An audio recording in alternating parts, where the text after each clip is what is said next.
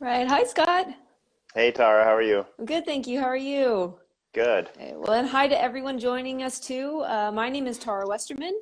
I'm the former managing director of Vivian Art and very pleased to welcome you all to the third in a series of four Instagram live chats that I've been doing with the four artists featured in the gallery's current exhibition, Abstraction to the Power of Four.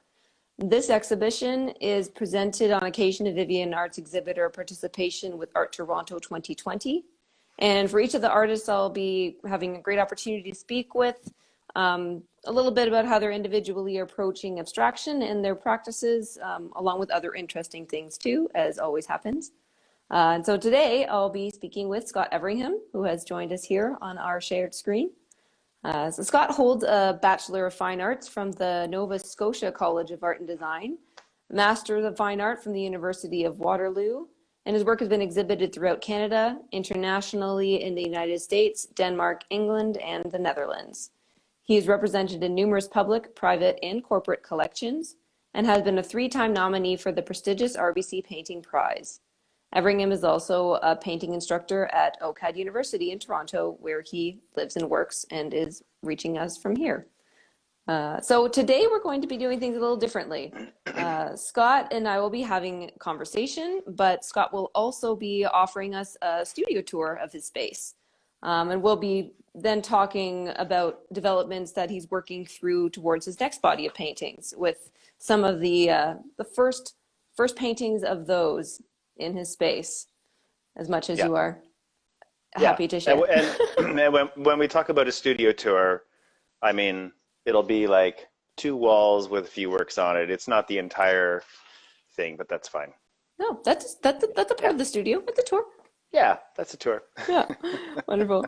So yeah, I'm certainly happy to and very excited that you want to talk about some of the things that you're working towards. Are hmm there are there rough ideas that you are wanting to pursue with this next series? Uh, it's interesting because it's been quite some time since I created a large body of work for Vivian. So Mhm. it's maybe April, May. So usually I'll take a few months off and just kind of um, absorb other content and read and watch and things like that. And then it slowly develops into this body of work that, won't likely be like the body of work that happened before it because there's this idea of, I never really want to make the same painting twice. And I always feel like just developing and digging into different areas is, it's exciting as an artist. I think a lot of painters can relate to that as well, is you're always discovering, you're always trying to find new things. So yeah, in this little body, it's actually um, they're actually 8 by 10s, so they're even smaller than the smallest paintings that I thought I would do. So they're the show at Vivian Art in Calgary, the smallest I had ever done as an actual painting on canvas or panel was a 12 by 10, I believe. Mhm. And so these ones are 8 by 10s. And it really kind of messes with like how you can move paint and what you can do and the languages that go into that.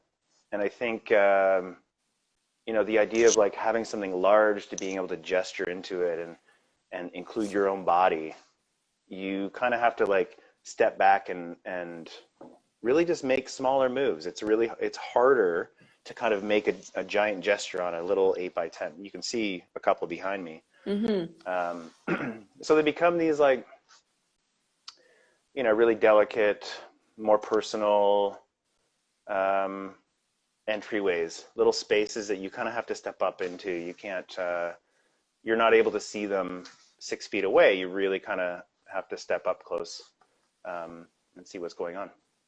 And do you produce studies in advance of these paintings, or you go into smaller works and then you might build up to larger pieces? My studies are essentially thumbnails in a sketchbook with pencil. So they're 2 inches by 1 inch or 3 inches by 2 inches, just kind of like little ideas of what might happen within. So it's an interesting thing. Like I'll never use color in my sketchbook.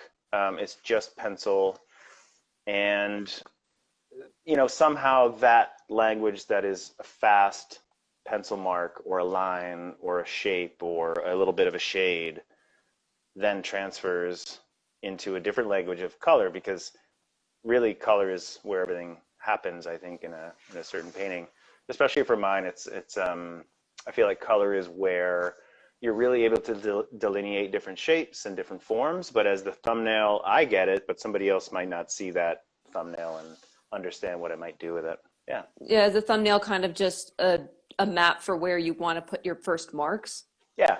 Yeah. Yeah, exactly. And it's loosely based on those. Like I feel like I may not even have any thumbnails that actually look like like paintings that exist. And so it's just this transition of picking up data, picking up info, learning about it, doing it next, trying new things on a canvas, and then generally the scale will go up. Like I'll start at these 8x10s, and in my head I'm thinking I want to try to transfer these 8x10s into maybe 8x10 feet. So it's Mhm. like how can they transfer into a larger size? Yeah, no, I What do I have? always think it's amazing with like as you've been describing, you have to it's like a whole different language if you're working big to small, because you can't just fill the small area with the same kind of volume you can with the large canvas, of course, because the sheer amount of material you can put on. But Right.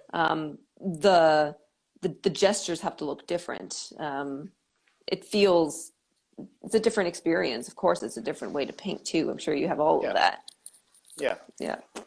Oh, excellent. And then do you look back to your more recent works before you get into them, or you kind of just go from start? I think it's a great question, because I think that there's a lot of time when artists may have this desire to always feel like they're advancing, Mm-hmm. to always be doing better. And like that idea of like what is better for you, you have no idea what that means to an audience. You have no idea what it means to other painters. It's just you have this like vague idea that I think I'm doing better. I think I'm making the like better moves than before, or oh, this one turned out okay, but this one's a better painting. So this idea of like what is what is an advancement and what is progress is kind of interesting. So I did go through a period of time where um, it was all about the discovery of a different move and a different language. Like what can my hand be doing? What can my brain be doing to then inform my hand, to then inform the paint, to make a certain move that I'd never done before. Mm-hmm. And when I discovered that, it was just like it was like, right? Nailed it. It was the thing that you kind of nail, and then you get on that like, I don't know, this direction of always wanting that. Mm-hmm. And so I have scaled back in the last few years to realize like no, like there were some moves that I did in 2011 that I love and I think that are really really powerful. How can I bring those back into new paintings that may include new languages, but marks and moods or vibes. Mm-hmm. Like a certain line work or a certain shape can evoke a mood while I'm painting it. And if that was a great mood back in 2011, like why can't it be as powerful as 2020, right? Of course. And in the search for um, the better, do you feel also a pressure to search for the next original, if that makes sense? Like, are you ever fighting for for you to find the new thing of yourself? Um, yeah, that's an interesting question. Like who doesn't want to be a better person, I suppose.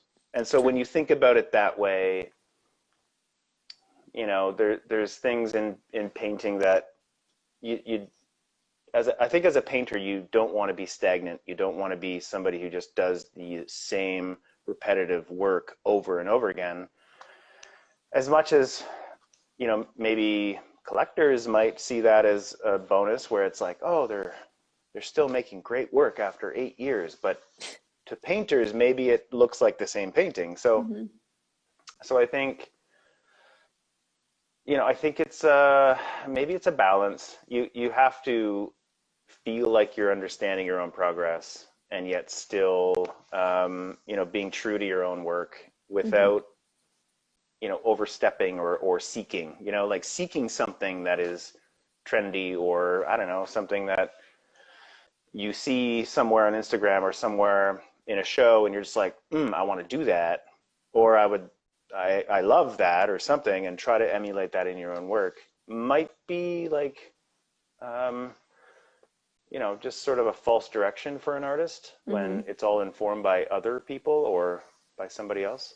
Yeah, no, I think the more effective paintings are definitely the ones that are authentic by those respective artists.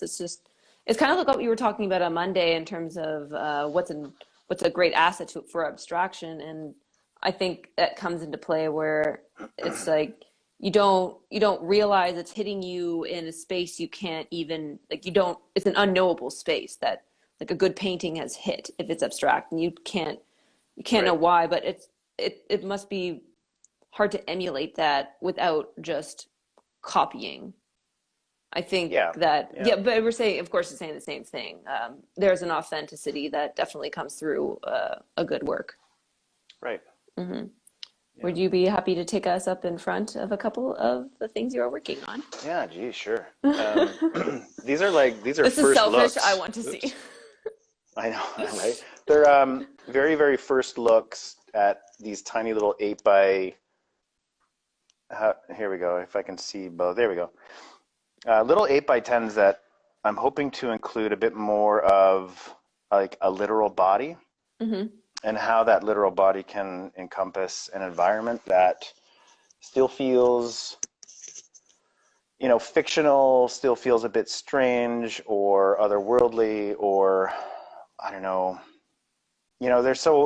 I have to sit with these things for like a good month after they're done to understand what has kind of happened in the process, and like why did I decide certain things, like this this little move right we're gonna say this little move right there, that like little chubby arm, like that's different for me, that's Hmm. weird, it's not something that that I would typically do, but it's something where I feel like I need to just push a little bit into a certain space, that might turn out to be, terrible.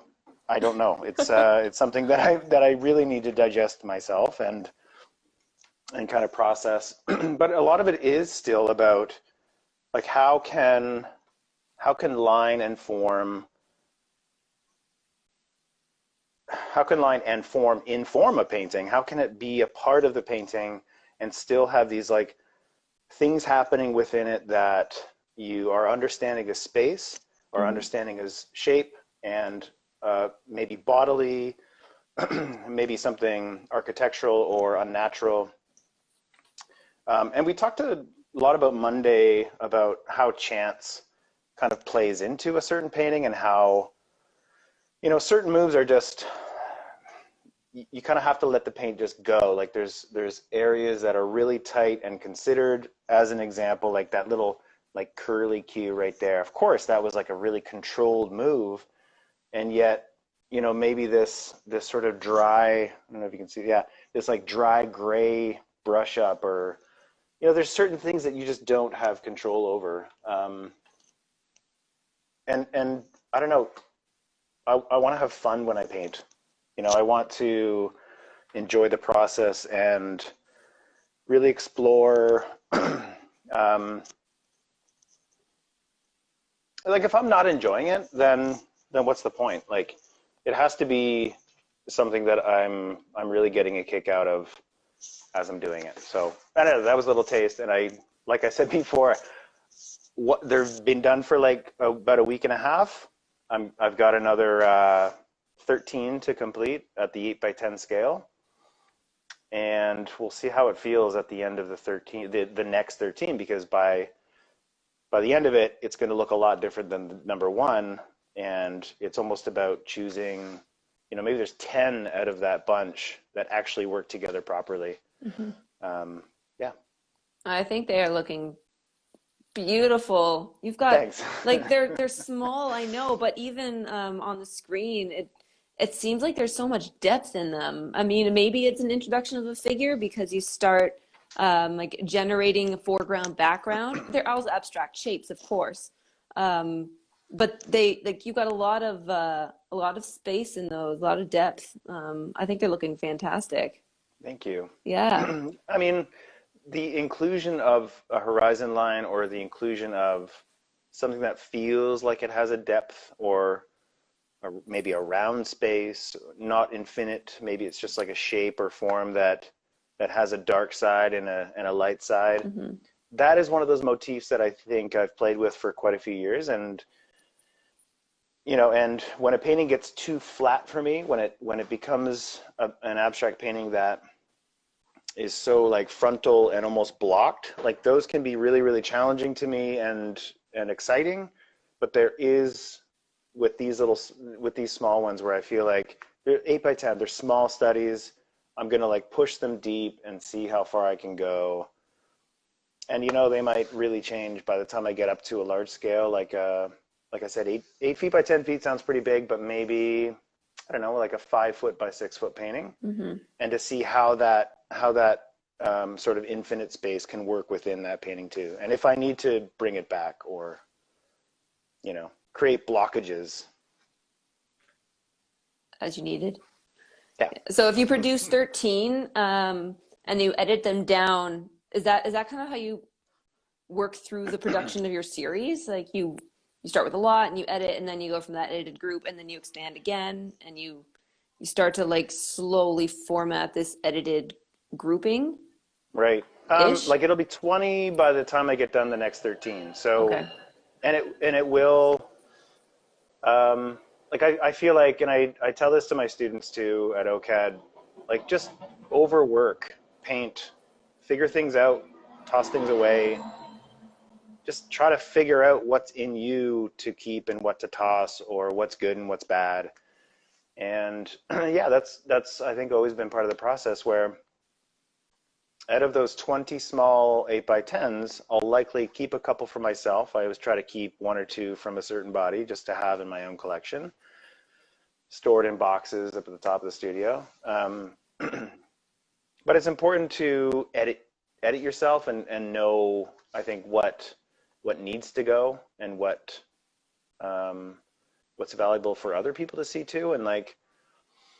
And that's one perspective. That's the artist perspective. You could have somebody in for a studio visit and they could tell you the completely different thing, which might totally mess with your mind and be like, wait, I love that painting. Why did they say that it's problematic? Oh no. You know what I mean? So I think that like being able to develop an editing process for yourself helps you in those moments where, yes, there might be a harsh critique on a certain thing from another student or another painter or somebody coming into your studio, but it's about taking info where you can and understanding how you can use that to your benefit.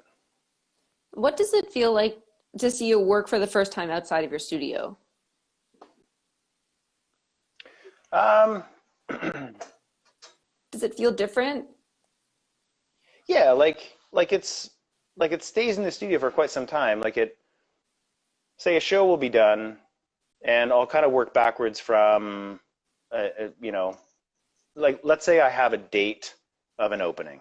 That's a very different thing than just being able to work freely. It's a very different thing because you don't have that time limitation, I suppose.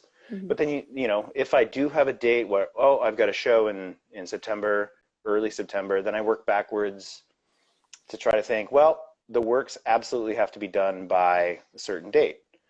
And whatever that date is, I get to be able to sit with it for about a month so that the paint dries. Like I just will not send out a wet painting.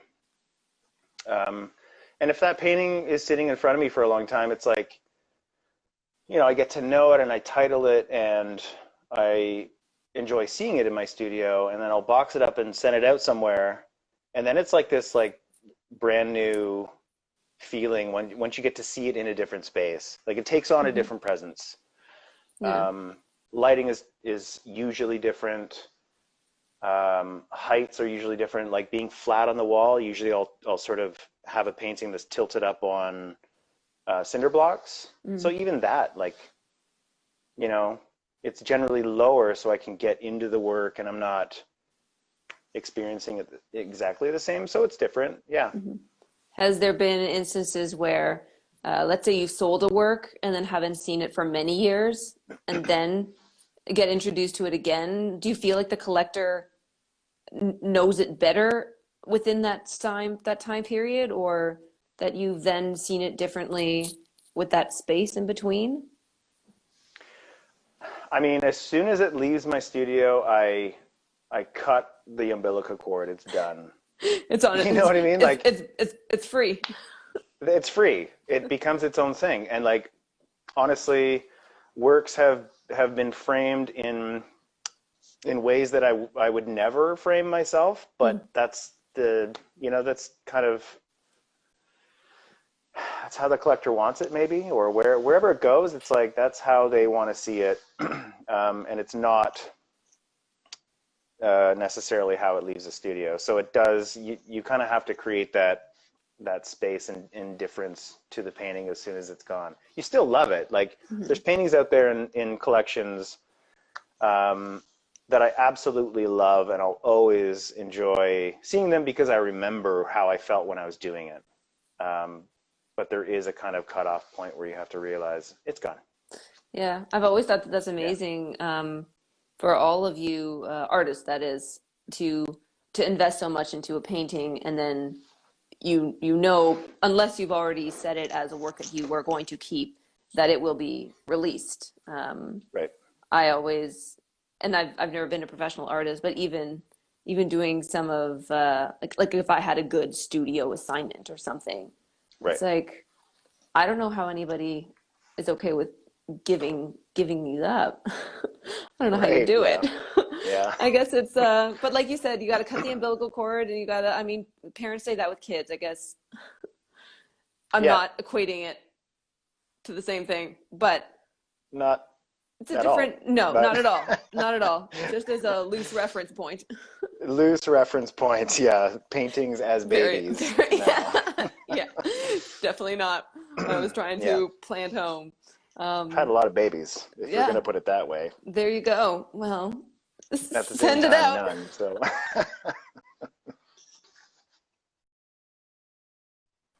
What does a good day in a studio feel like for you? um, I'm I get up early.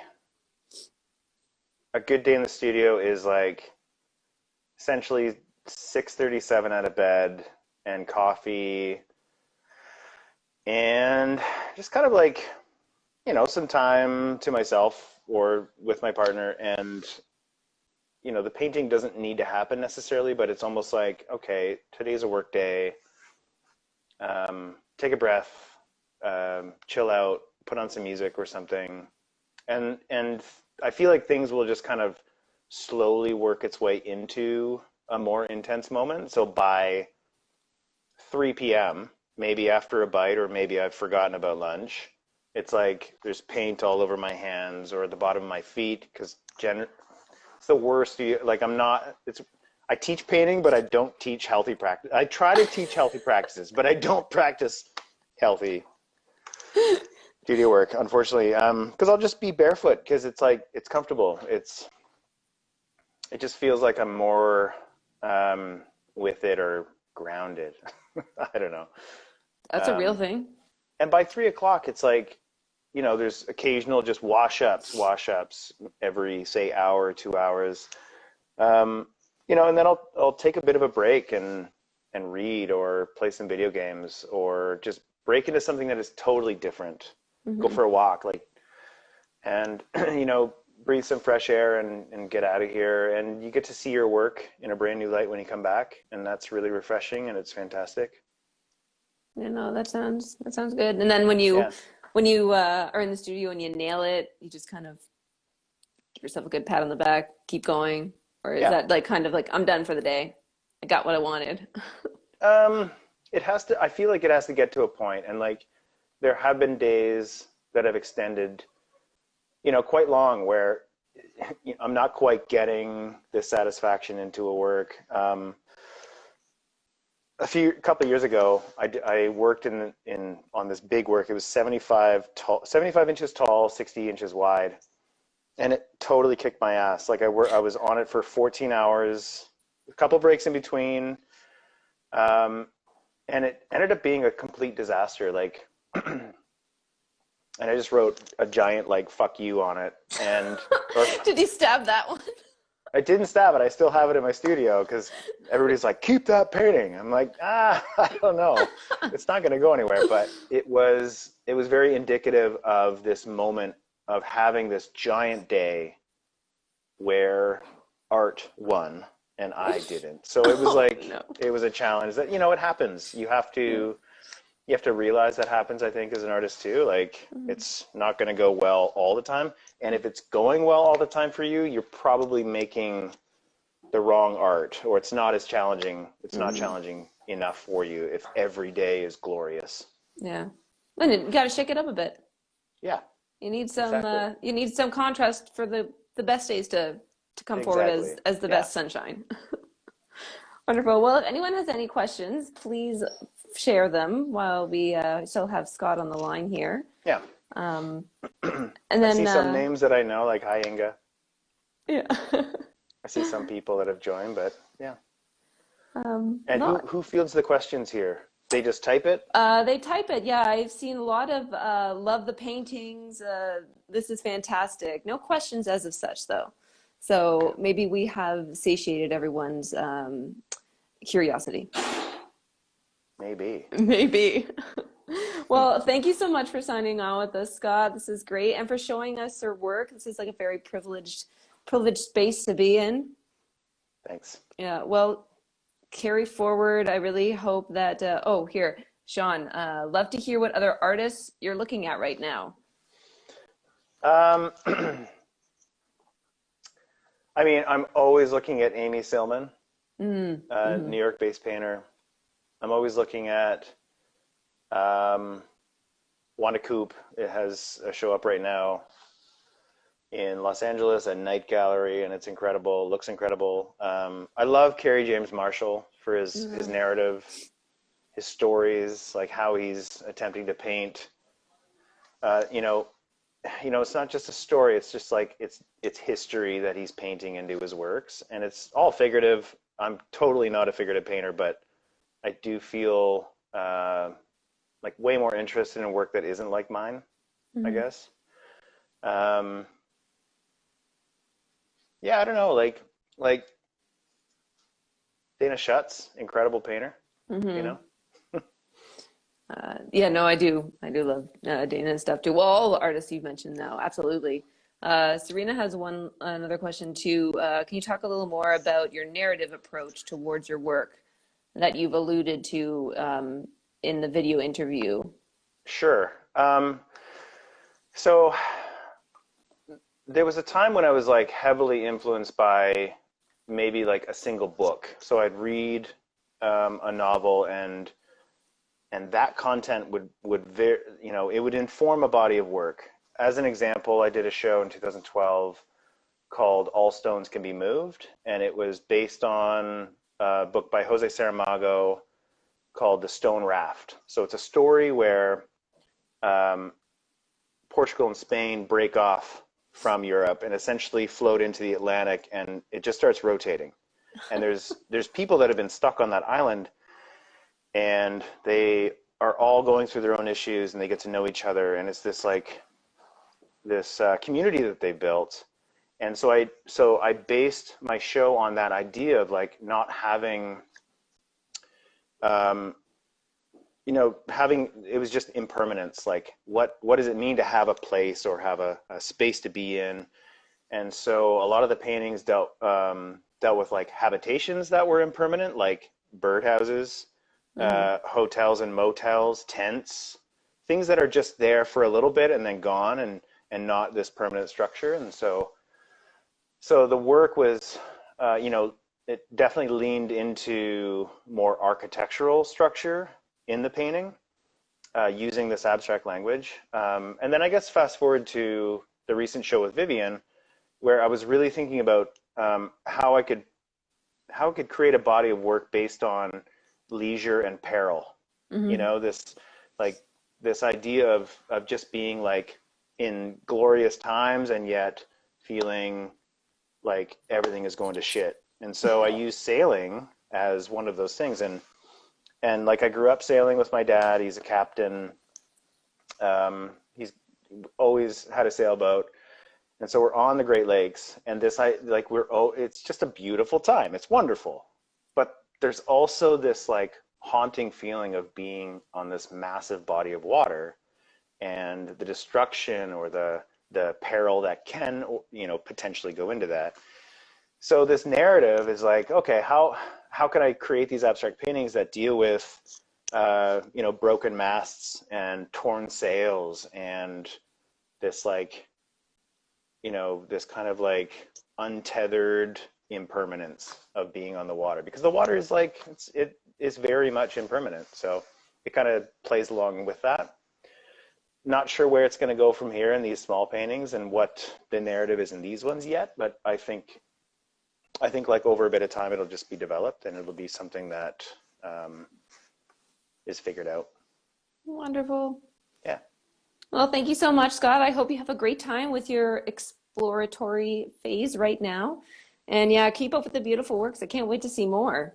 Thanks so much, and thanks so much for everybody to joining in. Yes, thank Appreciate you. it. Perfect. Thank you, everyone. Have a great night. Thanks, Tara. Take care. You too. Bye.